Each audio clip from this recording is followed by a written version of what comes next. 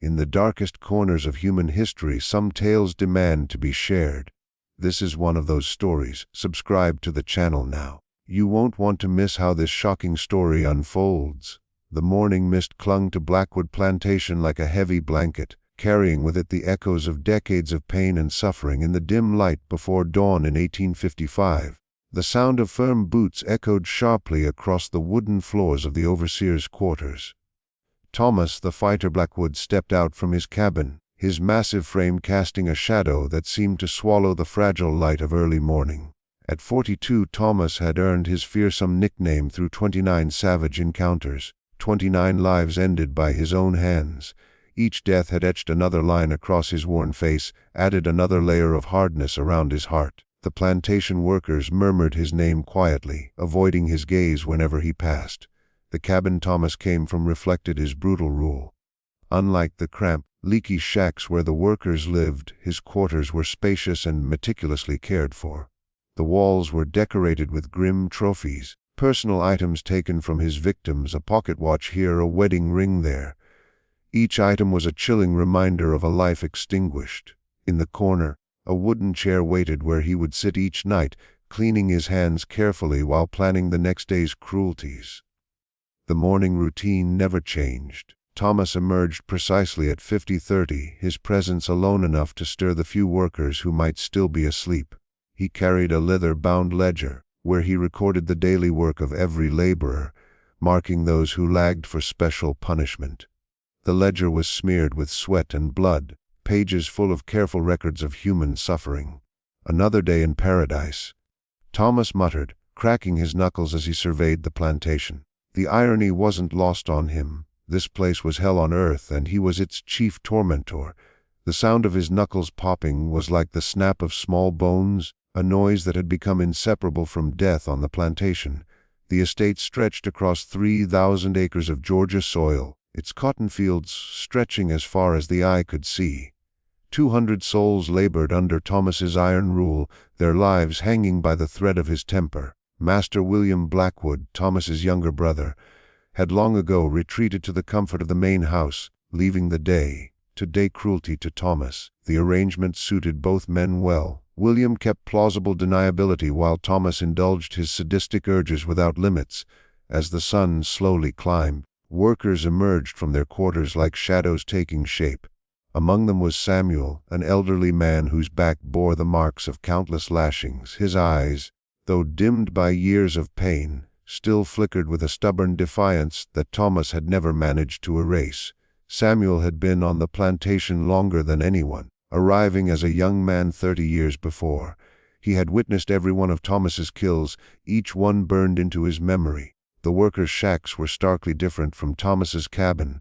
Rows of wooden huts barely fit a family lined the dirt path to the fields. Roofs leaked when it rained. Walls offered little protection from cold, and floors were nothing but packed earth. Children huddled together for warmth while parents prepared for another grueling day of labor.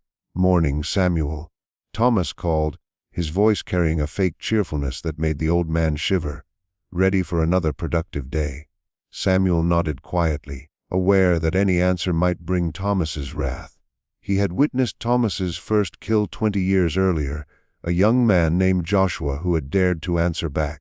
The memory still haunted Samuel's, the sickening impact of fists against flesh, the desperate gasps, and then the terrible, final silence.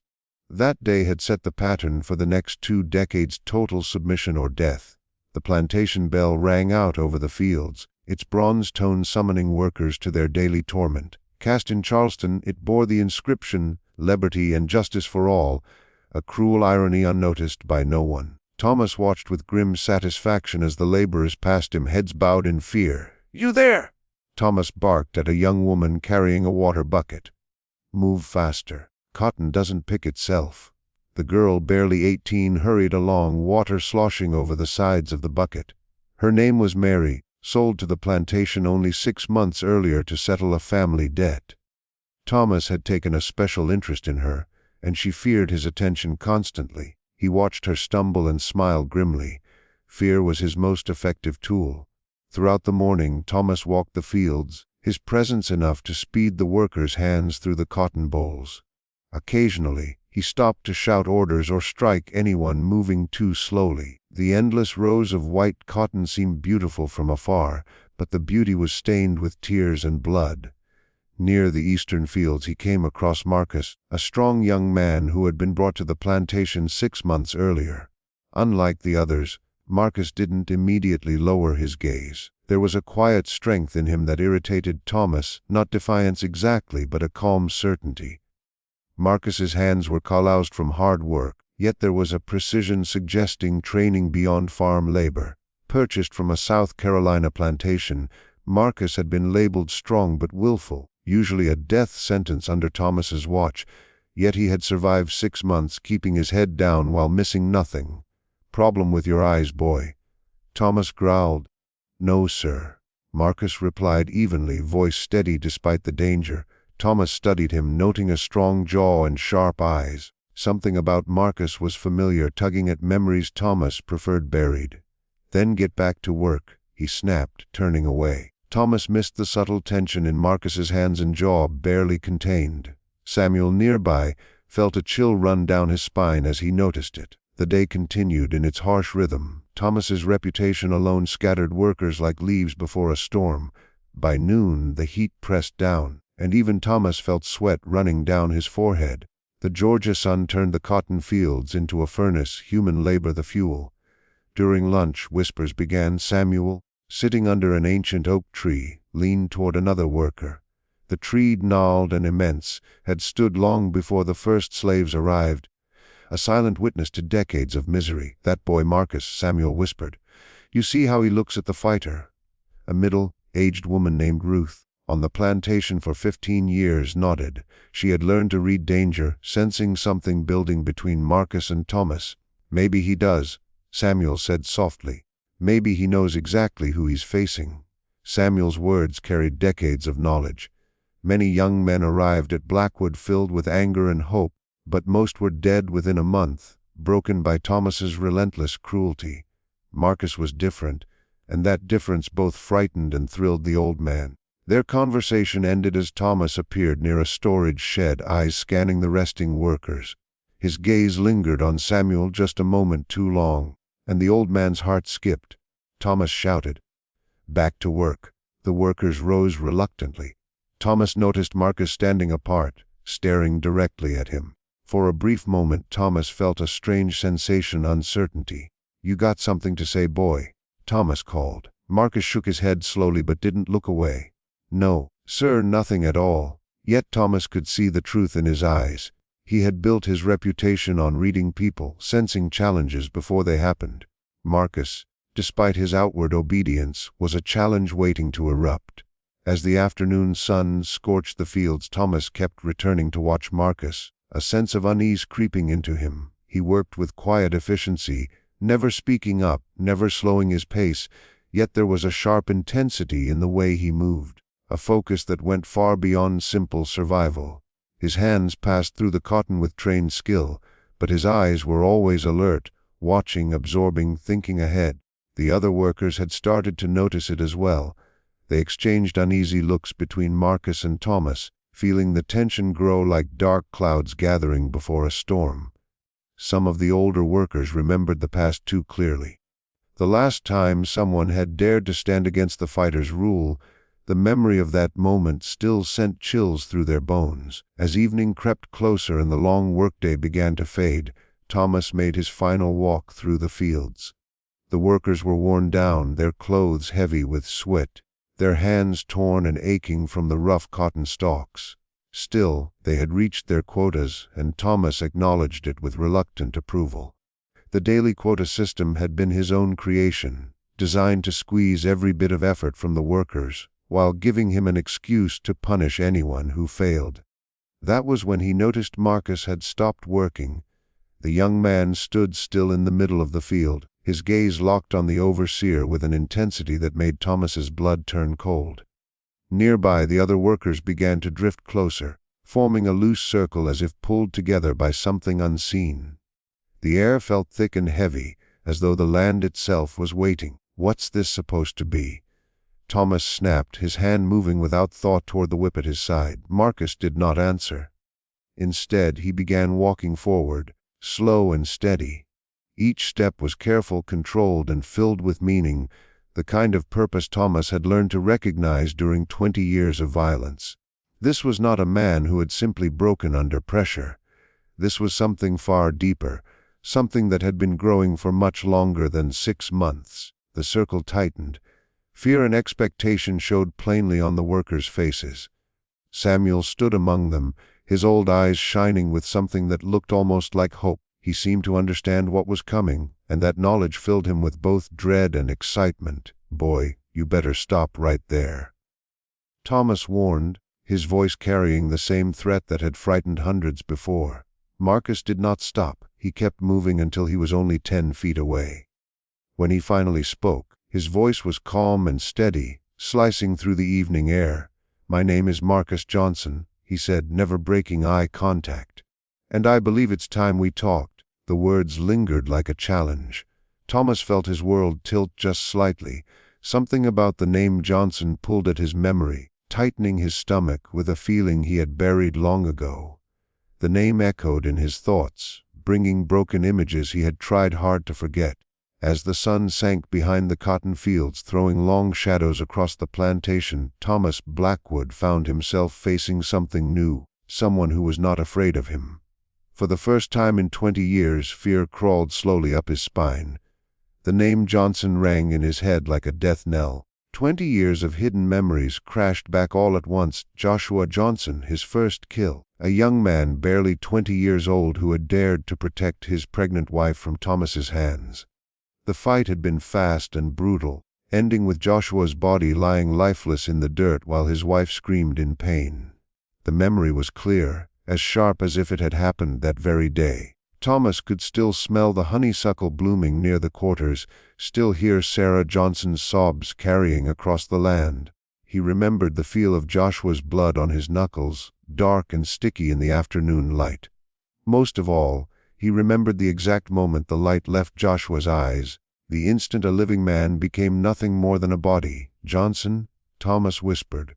The workers leaned in, sensing the change in him. The name carried weight, more than just a label. It had been whispered for 20 years, passed down like a warning from one generation to the next. Marcus did not flinch. "Not such a common name when it belonged to my father." The words struck Thomas hard. He stumbled back, reaching for the fence to steady himself. The wood scraped his palm, splinters biting into his skin, but the pain meant nothing compared to the shock flooding his chest. Around them, the workers shared knowing looks. Samuel stepped forward slightly, his lined face marked with grim satisfaction. He had waited 20 years for this moment. He had seen Thomas's first killing, had held Sarah Johnson as she cried over her husband, had helped bury Joshua in a shallow grave. He had promised Sarah that justice would come one day. Looking at Marcus now, he believed that promise might finally be kept. "Your father," Thomas said weakly. "And who was that?" "Joshua Johnson," Marcus answered, his voice stronger now. "A good man who died protecting his family from a monster." Thomas's thoughts raced back to that day in 1835. He could see Joshua standing there, young and defiant, shielding Sarah with his body. The argument had begun over nothing. Sarah had spilled water while serving lunch, and Thomas, drunk and angry, had exploded. Whiskey had flowed freely that day while Master William entertained guests, and Thomas had helped himself again and again. The trouble had started in the main house kitchen. Sarah, heavy with child and moving slowly, had bumped the table, knocking over a pitcher. Water splashed onto Thomas's boots, and in his drunken rage he took it as an insult. "She needs to be taught respect." Thomas had slurred, grabbing Sarah's arm. "Take your hands off my wife," Joshua had said, stepping between them. Joshua had filled the doorway, small in size but strong in spirit. Barely 5.5 feet tall, he stood with a pride that made him seem larger. His hands were rough from years of work, his clothes worn thin, but his eyes burned with love for his wife and unborn child. Things escalated fast. Thomas, already feared for his violence, saw the challenge as a chance to prove himself. The beating had been brutal and one-sided. Joshua fought bravely but stood no chance. It lasted only minutes, though it felt like hours to those watching in horror. Now, 2 decades later, Thomas faced the son of the man he had killed. The cruel irony was clear. His first act of violence had created the man standing before him. The child Sarah carried that day had grown into this figure, shaped by loss and sharpened by truth. "So you've come for revenge," Thomas said, forcing himself to stand tall. "Is that it, boy?" Marcus shook his head slowly. "I came for justice." "There's a difference." Thomas did not understand, but the workers did. They had lived under fear so long that justice sounded almost unreal. Yet Marcus stood there as proof that their suffering might finally matter. Murmurs spread through the circle. This was not just another clash. This was the past returning to collect what was owed. Some of the elders remembered Joshua, his quiet pride, his kindness. Justice. Thomas laughed, though the sound was empty. "There's no justice here. Only power, and I hold it. Power built on fear doesn't last," Marcus said. "One day someone stops being afraid." Thomas studied him closely, seeing Joshua's face in Marcus's features, the same jaw, the same eyes. But there was something more now, something harder. A strength shaped by grief and patience. Marcus had prepared for this moment his entire life. After his mother died in childbirth, his grandmother raised him, filling his heart with stories of courage and love, and of the monster who destroyed their family. Before she died, Marcus had made a promise at her grave. He would find Thomas Blackwood. "Your mother," Thomas said suddenly, the words slipping out before he could stop them. "Sarah, what happened to her?" Marcus asked, his voice trembling, a flicker of pain crossing his face. "She died giving birth to me. Losing my father, being left alone, it was all too much for her." Thomas felt the revelation hit him harder than he had imagined. Not only had he killed Joshua, but he had indirectly caused Sarah's death as well. 2 lives ruined by his anger, and now their son stood before him, seeking justice. The weight of that truth pressed on him like a heavy stone, heavier than any burden he had ever carried. Sarah Johnson had barely turned 19 when she died, alone and terrified in a cabin reeking of blood and grief. The midwife who had helped her deliver had told the story many times over the years. How Sarah had cried out for Joshua in her last moments. How she had mourned the husband who would never see his child. How she had used her final breath to whisper a prayer, hoping her son would grow strong and free. Samuel stepped forward, his voice carrying the weight of many years.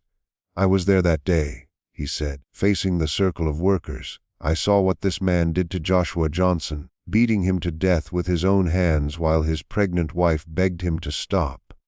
A ripple of murmurs ran through the crowd. Many had heard rumors about Thomas's first murder, but few knew the full story. Samuel's words added credibility to Marcus' claim and legitimacy to his presence. The old man's account painted a picture of brutality that shocked even the toughest workers. The circle of laborers moved closer, their faces showing a mix of horror and curiosity. They were witnessing something rare, a reckoning 20 years in the making. Some had children themselves and could imagine the fury that would consume them if anyone harmed their family. They saw Marcus not just as a man seeking revenge, but as a son honoring the memory of his parents. "That's enough," Thomas shouted, moving his hand toward his whip. "I don't care who this boy thinks he is. He's just another worker, and he will obey my rules like everyone else." But even as he spoke, Thomas knew the words were empty. The balance of power had shifted. The workers no longer looked at him with fear. Their eyes were now fixed on Marcus, waiting to see what he would do next. The hold of terror that had gripped the plantation for 20 years was starting to crumble, and Thomas felt his power slipping through his fingers like fine sand. Marcus began to pull off his shirt, revealing a strong, muscular chest covered in scars, proof of the hard life he had endured since his parents' deaths. "I've been preparing for this moment my entire life," he said quietly, "training to fight, getting stronger, waiting for the day I could face you." The marks on his body told a story of survival and determination. There was the long, thin scar on his ribs from a knife fight in New Orleans, the puckered mark on his shoulder from a bullet wound he got while helping other slaves escape. Each scar represented a lesson, a step leading him back to the place where his story began. Thomas felt a chill run down his back. This was no random confrontation. It was a planned reckoning. Marcus had come to the plantation with a clear purpose, and that purpose was standing before him.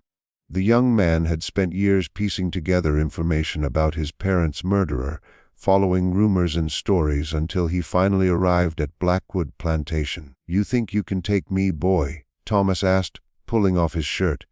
His body was still imposing, a product of years of hard labor and violence. "I've killed 29 men with these hands.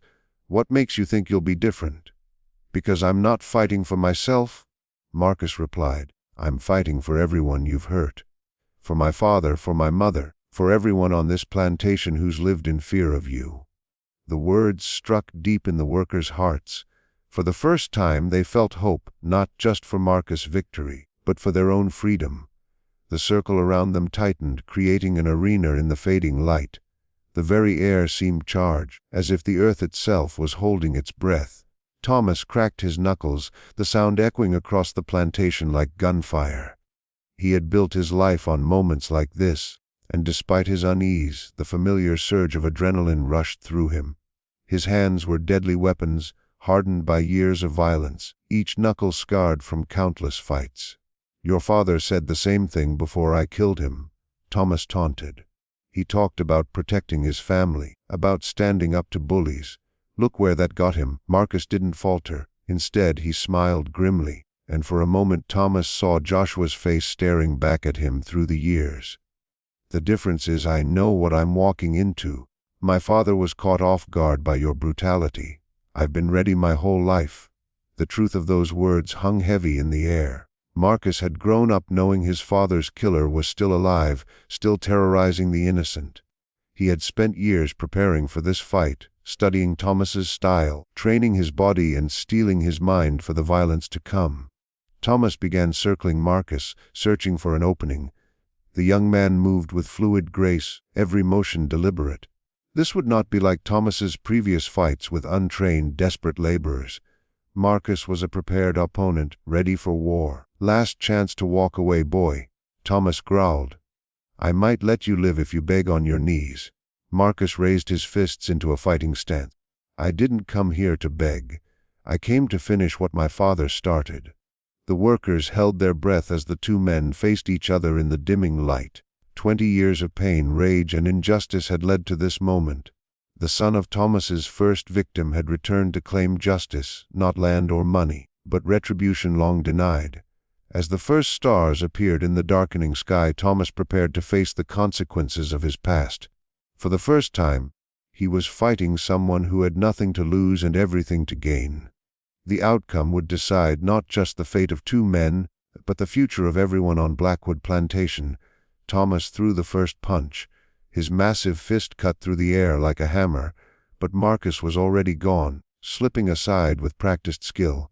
The punch hit nothing, throwing Thomas slightly off balance. This miss was more than just failed offense. It was a crack in Thomas's fearsome reputation. For 20 years, his first punch usually ended fights before they started. Marcus had removed that advantage with a single sidestep, and the workers collectively gasped. Marcus didn't hesitate. His counterpunch struck Thomas in the ribs, sharp and precise. The older man grunted in pain, the first clean hit anyone had landed on him in 2 decades. The crowd flinched at the sound of knuckles meeting flesh, the echo cutting through the plantation yard like gunfire. "First blood to the boy," Samuel whispered, awe and hope in his voice. He had seen every one of Thomas's fights, seen strong men crushed in minutes, yet this was different. Marcus moved with skill and confidence no one had seen before. For the first time in decades, hope filled the air. Thomas recovered quickly, relying on experience. The sting in his ribs was sharp but bearable, fueling his anger. He attacked again with a brutal combination of jabs to the head and body. His style was violent and effective, using size and strength to overwhelm, hammering opponents into submission, each punch a weapon designed to break bones and crush spirits. But Marcus was ready. He moved like water, weaving between attacks with near supernatural grace. He had studied Thomas's previous fights, learning patterns and weaknesses. He knew Thomas favored his right hand, dropped his guard after combinations, grew reckless when frustrated. Marcus struck back with precision, a blow to the solar plexus followed by an uppercut snapping Thomas's head back. The punches flowed seamlessly, timed to perfection. Thomas staggered backward, blood running from his split lip, eyes wide with shock and concern. The workers murmured among themselves, their voices growing louder as the fight intensified. They witnessed something they had never imagined could happen. The fighter was being outmatched by someone half his age, and the weight of what they were seeing was staggering. Many had dreamed of this day for years, imagining what it would feel like to see their tormentor finally brought low. Now, watching it happen right before their eyes, they could hardly believe it was real. Ruth, a middle-aged woman who had spent 15 long years on the plantation, felt tears running down her face. She had lost a son to Thomas's cruelty 5 years ago, a boy caught stealing food to care for his sick mother. The memory of that day had haunted her nights ever since, but now, for the first time in years, she felt something she hadn't dared hope for. A flicker of justice. Thomas wiped blood from his split lip, his eyes narrowing with fury. "Lucky strikes," he growled, though his voice lacked the certainty it once carried. The metallic taste of his own blood was unfamiliar and unsettling, a sharp reminder of his own mortality, something he had long ignored. "Let's see how you deal with this," Thomas continued. Yet even as he spoke, a creeping sense of doubt gnawed at him. This isn't going as planned. Marcus should have been on the ground by now, broken, humiliated, begging for mercy. Instead, the young man stood tall, his posture strong and determined, his eyes glowing with resolve. Thomas charged at Marcus like a raging bull, his massive arms outstretched to prevent escape.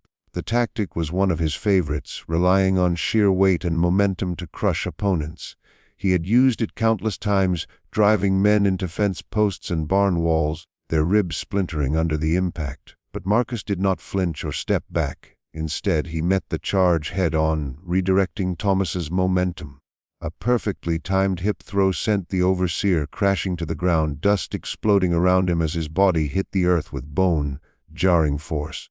The move was a technique Marcus had learned from an old fighter in Charleston, a man who had taught him that raw size and strength meant nothing if they could be turned against the wielder. The crowd gasped as one. Thomas Blackwood, the man who had ruled over them with fear and violence for decades, lay humbled in the dirt at the feet of Joshua Johnson's son. For a heartbeat, the plantation was silent, save for Thomas's labored breathing and the distant cry of a nightbird. The image etched itself into everyone's memory, the mighty overseer brought low by the child of his first victim. But Thomas was far from finished. He rolled to his feet with surprising agility for a man of his bulk, his face contorted with rage and humiliation. The fall had rattled his spine and scraped his back raw, yet the physical pain was nothing compared to the blow to his pride. No one had ever put him on the ground before, and the shock was matched only by his fury. "You think you're clever, boy." Thomas spat blood into the dirt, the words meant to intimidate but instead revealing desperation. His aura of invincibility was slipping with every passing second. The workers, once cowering, now watched with wide eyes, a mix of astonishment and hope painted across their faces. Thomas's next move was sharper, more lethal. He feinted left, then drove his right fist toward Marcus's temple with brutal precision, a strike honed over 20 years of violence. If it connected, Marcus would join his father in death. But Marcus had been observing, learning, adapting. He caught Thomas's wrist mid-swing, twisting it with perfect timing and leverage. A sickening pop echoed as the overseer's shoulder joint gave way, followed immediately by a scream of agony unlike anything the workers had ever heard from Thomas. It was raw, primal pain, the sound of a man who had inflicted terror for decades finally tasting it himself. Thomas struck back with his free hand, landing a backhand across Marcus's jaw. Blood spilled from the young man's mouth, his vision blurring, yet Marcus shook it off, spitting into the dust. "Better," Thomas growled, flexing his damaged arm. Pain throbbed in his shoulder, but adrenaline masked much of it. "Now you're beginning to understand." Yet Marcus's eyes remained steady, unafraid, burning with a resolve that Thomas could not intimidate. The two circled each other, breathing heavily, bodies marked by the brutal clash. The workers formed a tight ring, tense and expectant, whispers of prayer floating through the air as they silently pleaded for Marcus to succeed. Spitting blood into the dirt, Marcus smiled grimly, a predator's expression crossing his face. "I see clearly now. You're a bully who's never faced anyone who could strike back. That's about to change." The words stung Thomas more than any punch could. Deep down he knew them to be true. His reputation had been built on crushing the weak, but Marcus was different, a trained fighter with nothing to lose and everything to prove. He was the embodiment of Thomas's greatest fear, someone who could not be intimidated, someone who would fight back. They clashed again in a storm of punches and grappling. Thomas managed to lock Marcus in a headlock, his massive arm pressing down on the young man's throat. The hold was one of Thomas's favorites, meant to end fights quickly. Marcus's pulse thudded against the pressure, oxygen fading fast, and for a moment it seemed the fight might be over. Thomas grinned with satisfaction, certain this would be the end. But Marcus had learned far more than simple strikes. He drove his elbow into Thomas's ribs repeatedly, each hit landing with increasing force. The cracks in Thomas's ribs echoed with the blows, and pain shot through him. His grip loosened without conscious effort, and Marcus immediately twisted free, delivering a crushing punch to Thomas's nose. Blood gushed and Thomas staggered, genuinely injured for the first time in the fight. The crowd felt the shift instantly, excitement and disbelief mixing in their whispers. The impossible was unfolding before them. The tyrant was being defeated by one of their own. "He's doing it." Ruth breathed wonder in her voice. "He's actually winning." The words spread like wildfire. Years of fear and sorrow poured out. Some wept, others laughed. A few froze in stunned silence. Thomas roared with rage, launching himself at Marcus in a desperate barrage. A few punches landed, bruising Marcus, but he endured, waiting for his moment. He noticed Thomas faltering, his movements growing wild, untamed. When the Overseer overextended in a violent haymaker, Marcus ducked and rose with a precise uppercut, striking Thomas square on the chin. The punch carried every ounce of Marcus's pain, anger, and resolve. Thomas's eyes rolled back, and he fell like a massive tree, crashing to the ground with earth-shaking force. The plantation fell into a heavy, almost sacred silence. The man who had ruled through terror for 20 long years lay motionless, finally accountable. Marcus stood over him, fist still raised, ready for any last attempt at resistance, though it was clear the fight was over. Samuel's voice broke the silence, shaking with emotion, tears streaming down his weathered face. 20 years, he said, his words trembling. 20 years we've waited. They had waited for this moment for a long time. The other workers slowly stepped closer, their faces filled with shock and happiness. Some were crying openly, some were laughing without control, and others stood frozen, unable to speak. The man who had controlled their lives with fear and cruelty was finally defeated by the son of his first victim. It felt like a perfect kind of justice, almost too unreal to believe. They were seeing it with their own eyes, and it felt like a dream. Marcus lowered his hands and looked around at the people gathered near him. These men and women had suffered under Thomas for far too many years, and now that suffering was over. Still, Marcus understood that freedom was not simple. Freedom brought hard choices and heavy responsibility. The fight of the body was finished, but the fight for their hearts, their minds, and their future had only just begun. "What happens now?" asked a young woman who had worked in the fields since she was a child. Her voice was quiet and unsure, as if she was afraid to believe the terror was truly finished. Marcus thought carefully before answering. He felt the full weight of what rested on him now. "Now we decide what kind of people we want to be. We can choose to be better than him, or we can turn into the same thing we fought against." His words sounded wiser than his age, and the workers nodded slowly. They knew too well what hate and violence could do. They had lived under it for years. If they wanted real freedom, they would have to walk a new path, one far away from cruelty and endless pain. Thomas groaned on the ground as he slowly regained awareness. His face was swollen with blood and bruises, and his body burned with pain from the beating. As his sight cleared, he saw Marcus standing above him, and the truth of his defeat struck him hard. The man who had never lost, who had built his life on hurting others, had been beaten by a young man seeking justice for his dead father. "You going to kill me, boy?" Thomas whispered. The question hung heavily in the air. Marcus felt the weight of 20 years of cruelty pressing down on his chest. It would be easy to finish it, to show Thomas the same mercy he had shown to 29 other men.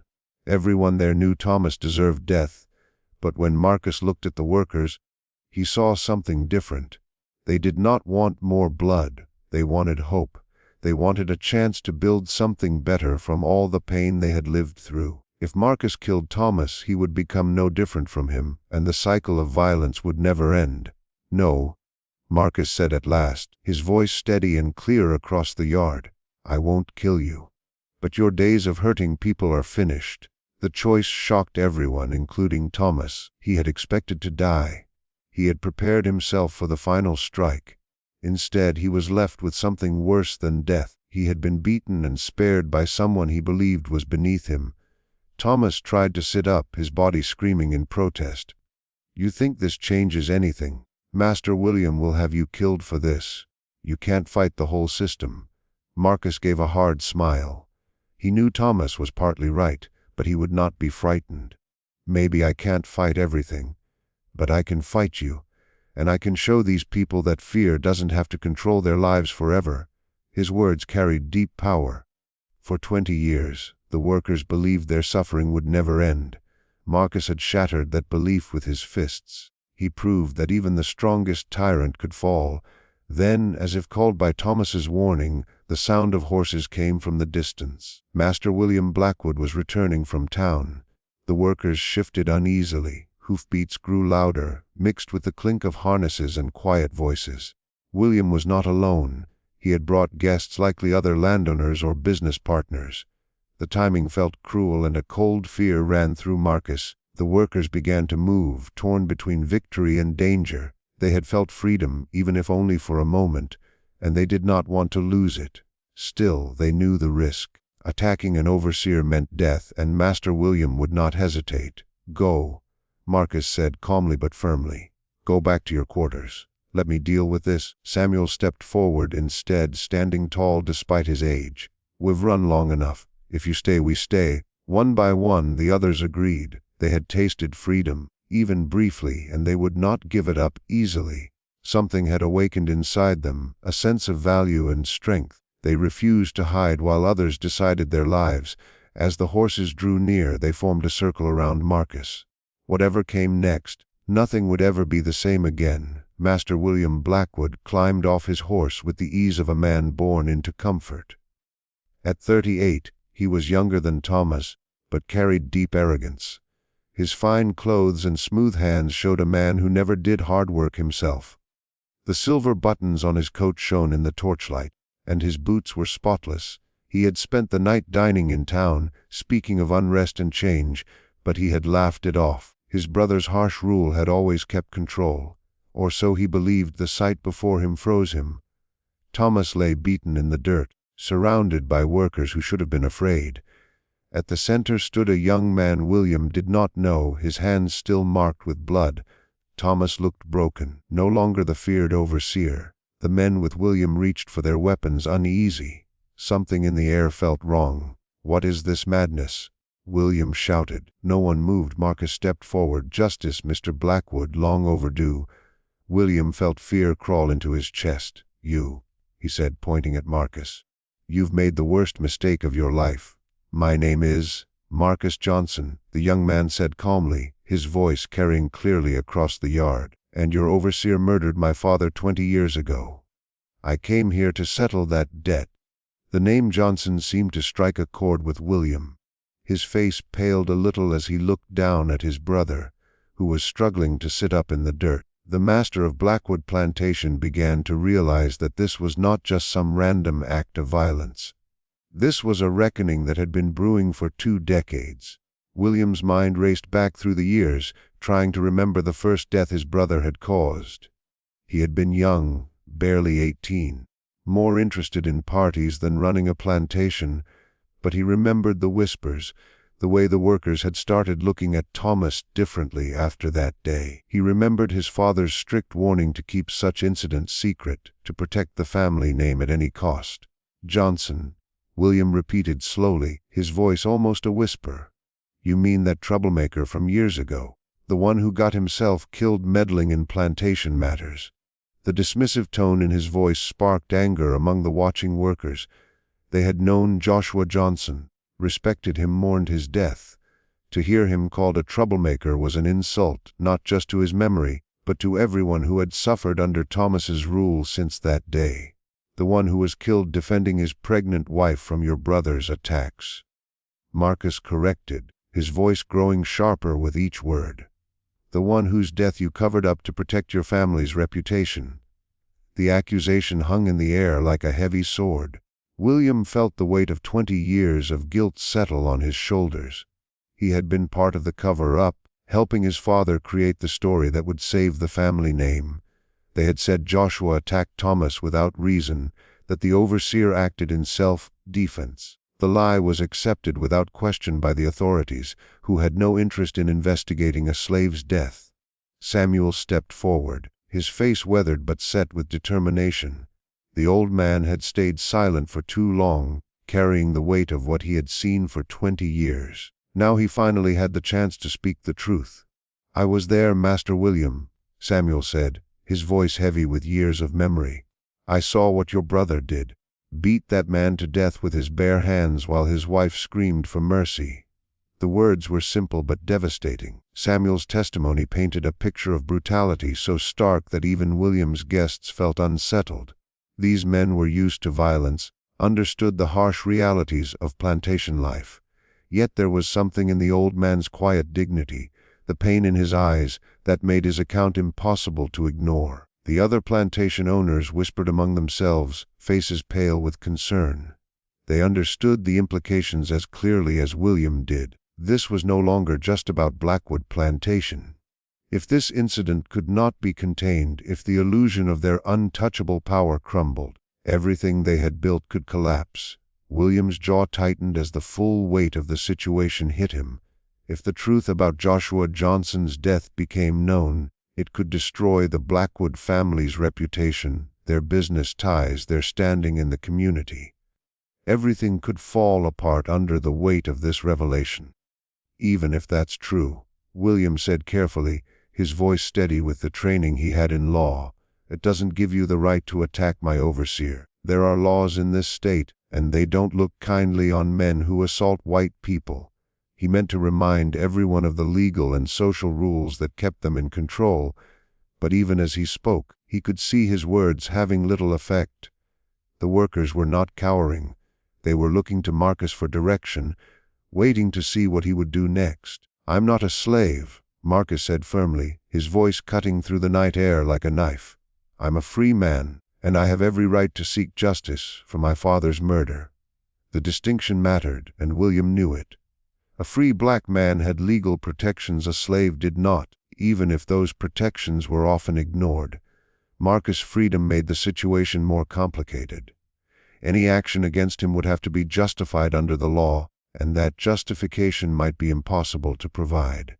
The other plantation owners with William murmured among themselves, their voices tense and low. They understood the danger too.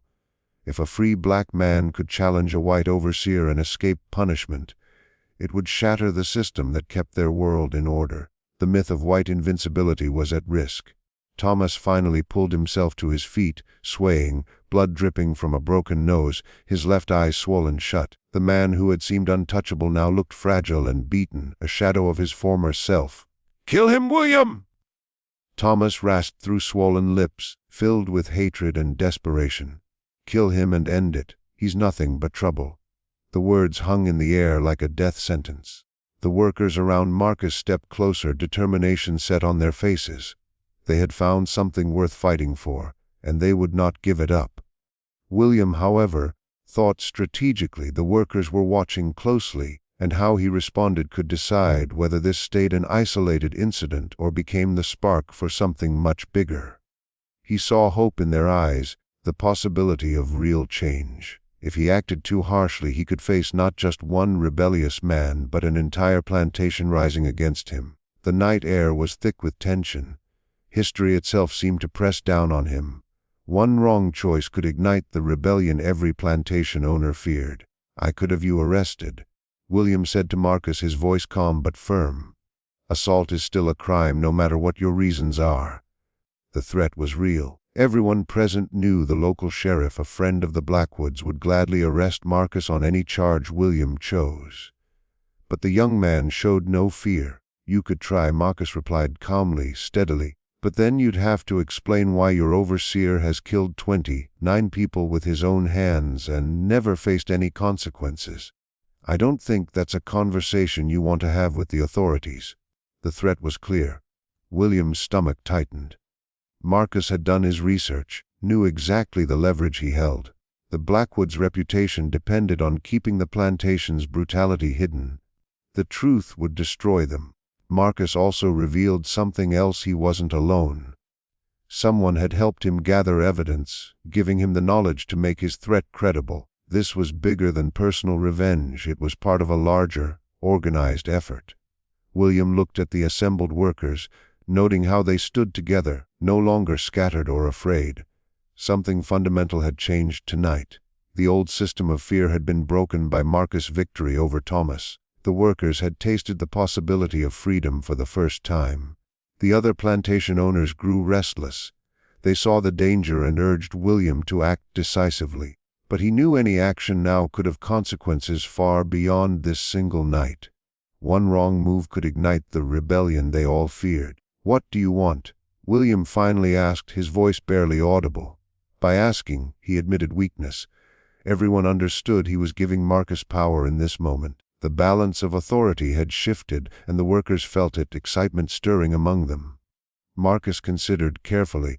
He had come for personal justice, but now he saw a chance for something bigger. The workers were looking to him for leadership. He could not fail them. This was his opportunity to demand real change, to break the cycle of violence and fear that had ruled this place for decades.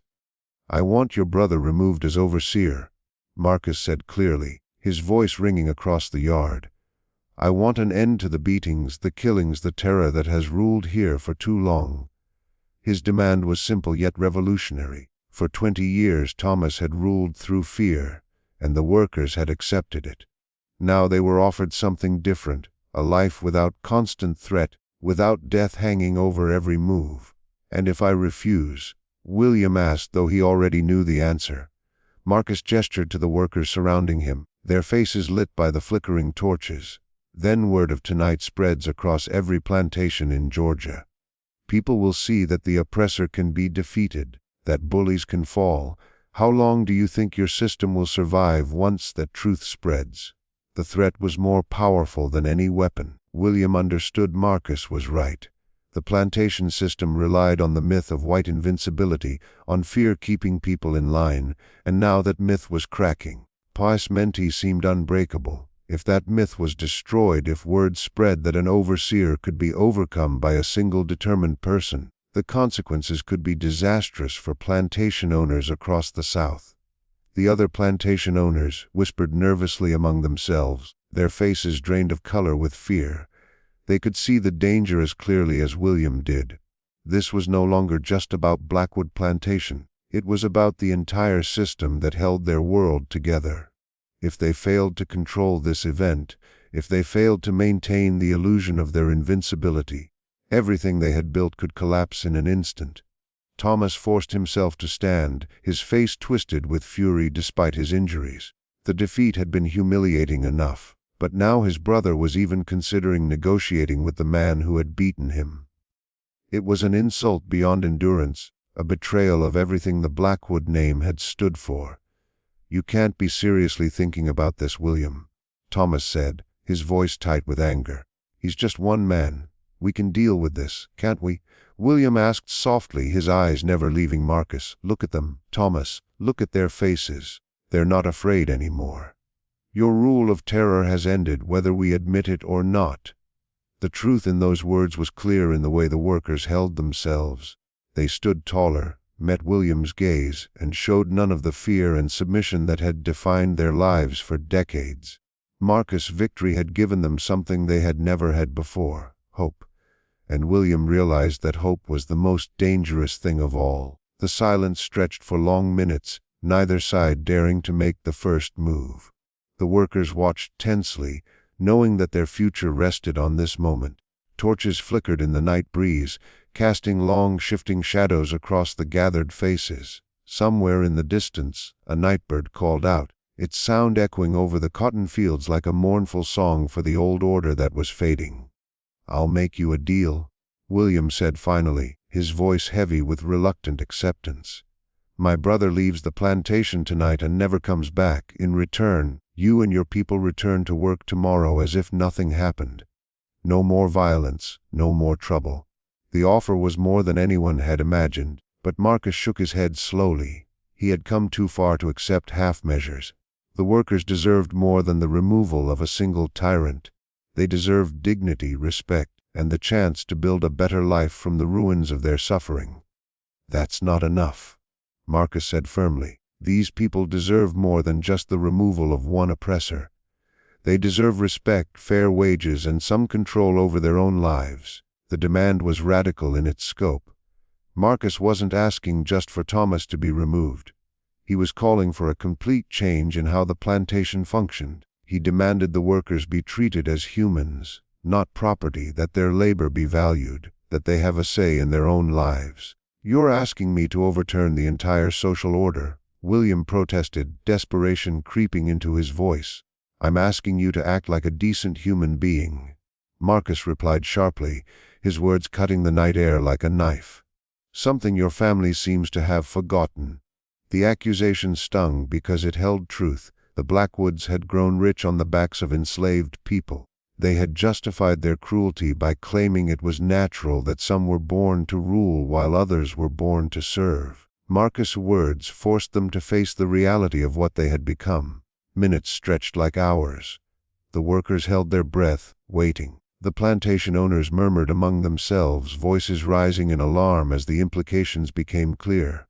This was no longer about a single plantation. It was about the entire system that structured their world.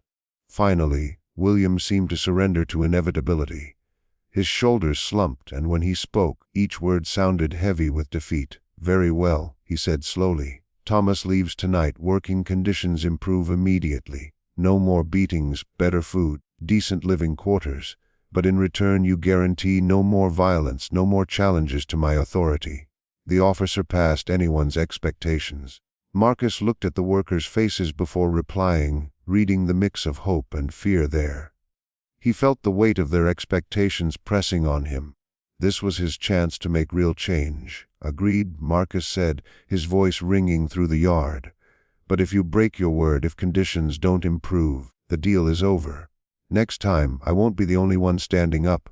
The warning was clear, and William nodded grimly. He understood Marcus's message. The young man had shown the workers that oppressors could be beaten, that resistance was possible. If William failed, he wouldn't face just one fighter. He could face an entire united workforce. Thomas stared between his brother and Marcus, disbelief and fury on his face. The world he knew, the system he had upheld, was crumbling. Everything he believed about power was being challenged by a man who refused to be intimidated. "You're making a huge mistake, William," Thomas said bitterly. "Give them an inch, and they'll take a mile. This ends badly." "Your way wasn't working either," William replied coldly. "At least this way we might avoid a full rebellion." His words admitted that fear and violence no longer controlled the world. The system was breaking, and William realized survival meant adaptation. As dawn painted the horizon with pink and gold, Thomas gathered his belongings and left the only home he had known. His reign of terror ended at the hands of his first victim's son. The overseer's cabin, once a symbol of oppression, stood empty. The marks of past cruelty, now silent reminders of what could happen when power is abused. Marcus watched as Thomas mounted his horse, hands trembling on the reins. The once invincible man now appeared fragile, his power and pride gone. "This isn't over," Thomas muttered, his voice faint against the morning wind. "You may have one here, but others like me exist, and they won't be easy to defeat." His warning carried weight, and Marcus felt a chill. Victory here was only the start. There would be other battles, other tyrants. But he had proven one thing: bullies could be beaten, cycles of violence could be broken. "Maybe not," Marcus said calmly, "but at least these people now know monsters can fall. Sometimes that is enough to ignite a change." The words lingered like a promise. and Thomas rode into the midst of the plantation grounds. The workers began moving, but with a new confidence and dignity. They held themselves differently, their voices stronger, eyes meeting one another without fear.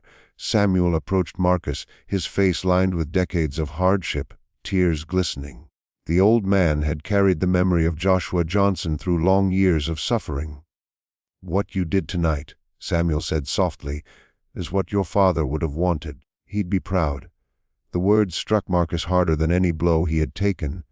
He felt the weight of his father's legacy, proud to bear it. He had honored his parents, proving their deaths were not in vain. "I just finished what he started," Marcus said simply. The statement held deep meaning. He had not only avenged his father but completed his mission, protecting the family Joshua had died defending.